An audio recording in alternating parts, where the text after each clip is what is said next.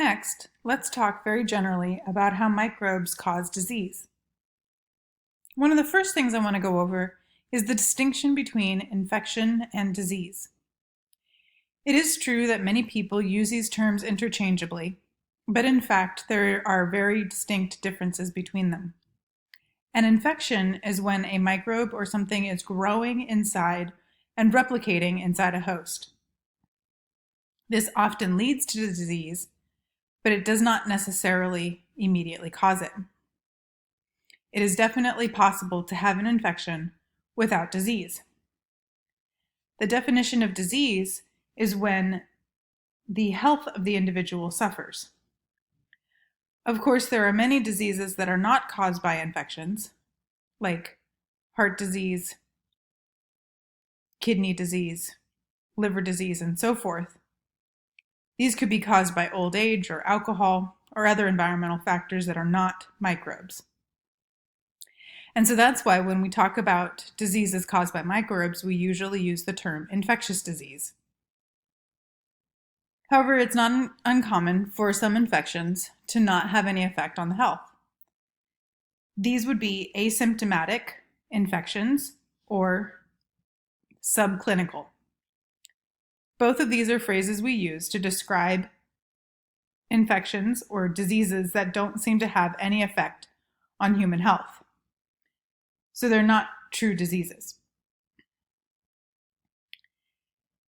What determines whether or not an infection causes disease and how much of an impact it has on human health are three different factors.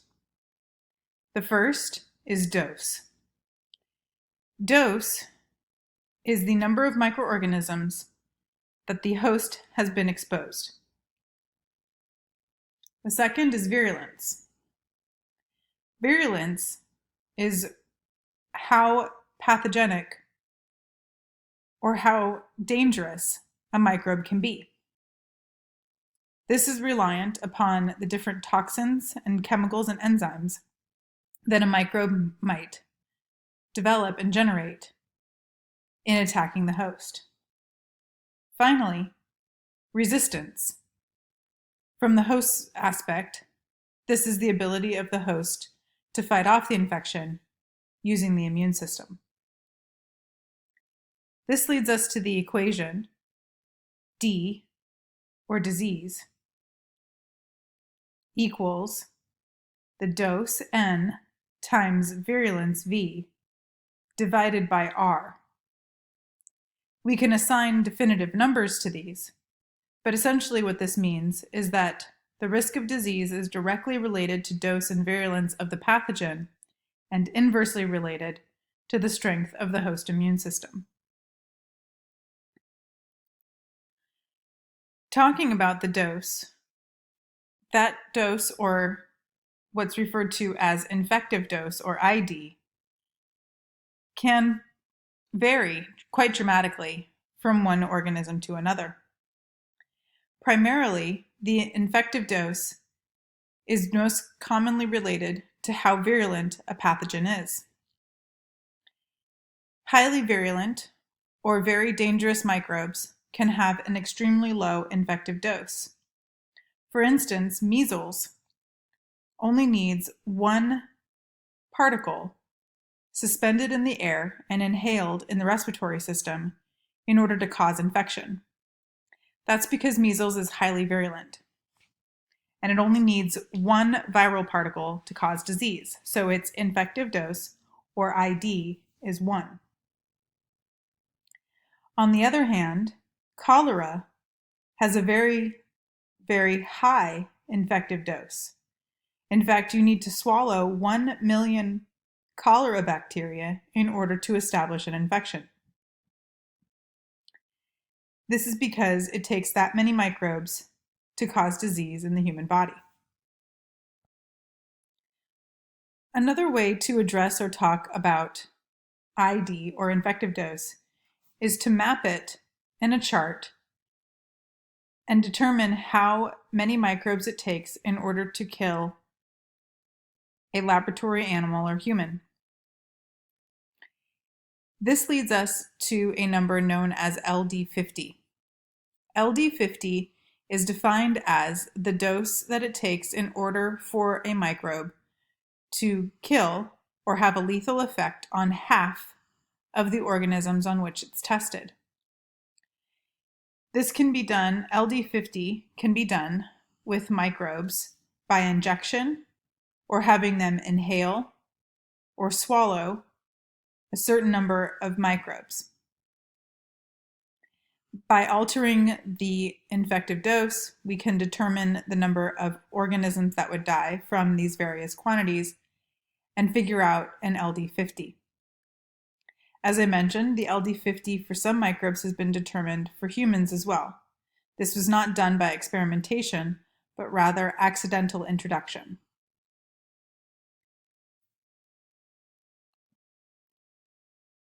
Now, in order to cause these different infections, microbes need to have factors, virulence factors, that allow them to attack a host and also defend itself from host defense mechanisms. This is what your book refers to as defensive strategies and offensive strategies. Defensive strategies are ways that microbes can defend themselves against the host immune system, and we're going to cover those first. The first of these are bacterial adhesins. These are ways that microbes can attach to host tissue and keep the host from keeping them off. Host mechanisms to keep microbes from attaching to tissue include constant fluid production, like we have in saliva in the mouth, tears in tear ducts, urine in the bladder, and sweat in sweat glands. And also, coughing and sneezing are great mechanisms to try to eject microbes out of our body. Microbes, however, have evolved ways to attach to our body despite these defense mechanisms. This includes pili, like you see here, and fimbriae that some microbes have.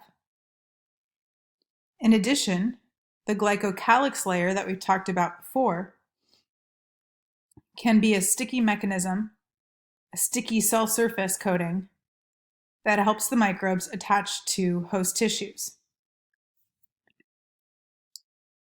Other microbes have alternative mechanisms for host cell attachment, including, as we've talked about, the viral spikes that are found on viruses and allow them to attach to the host cell.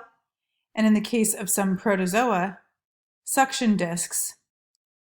Not pictured here are helminths, such as tapeworms and pinworm, that contain attachment points that look very similar to mouths, but in fact allow for those worms, which are multicellular organisms, to attach to host cell tissue. There are alternative mechanisms whereby microbes can resist host cell defenses. That also includes things like capsules. If you remember, capsules are a type of cell surface coating like the glycocalyx layer. Capsules are cell surface coatings that keep white blood cells, or phagocytes, in our bodies from grabbing onto the bacterial pathogens and engulfing them to destroy them. Bacteria, pictured here like the Streptococcus, that have these capsules and look slimy, can keep the white blood cells of our body, the phagocytes, from engulfing them. However, if we take the capsules off and prevent the microbes from forming capsules, the white blood cells can attach and engulf them much more easily. There are lots of different mechanisms whereby bacteria produce what are referred to as antiphagocytic factors. Antiphagocytic factors prevent phagocytosis, or this process of white blood cells engulfing bacteria.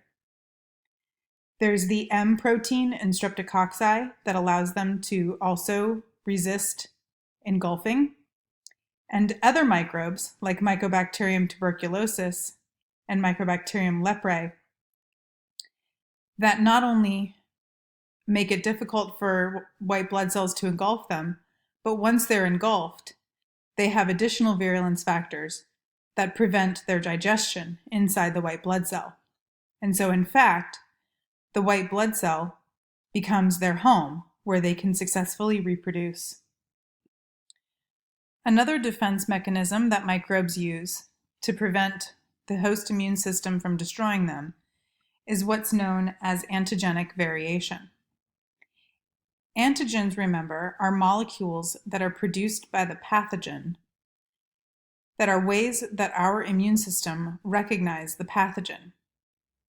However, if the pathogen can change those antigens, then it prevents our white blood cells and our antibodies from recognizing those new antigens. Your book refers to this sort of as a changing their coat, where by changing the molecules on the surface of the microorganism can hide and unremain undetected in the body. This happens with influenza A strains on a year-to-year basis, necessitating individuals to get a new flu shot every year in order for our immune system to be trained yet again to recognize the new antigens that it has evolved. Finally, there are some microbes that use enzyme secretion as a defensive strategy, where by secreting certain enzymes, they are able to protect themselves from various defensive mechanisms of our body. And that includes things like Helicobacter pylori, which is the microbe that causes stomach ulcers, able to secrete urease, which is an enzyme that destroys and neutralizes stomach acid. This allows these microbes to live inside our stomach, a normally highly inhospitable environment. In addition to the defensive strategies that microbes have evolved, they have also evolved offensive strategies, or ways to attack our bodies. We'll cover that in the next section.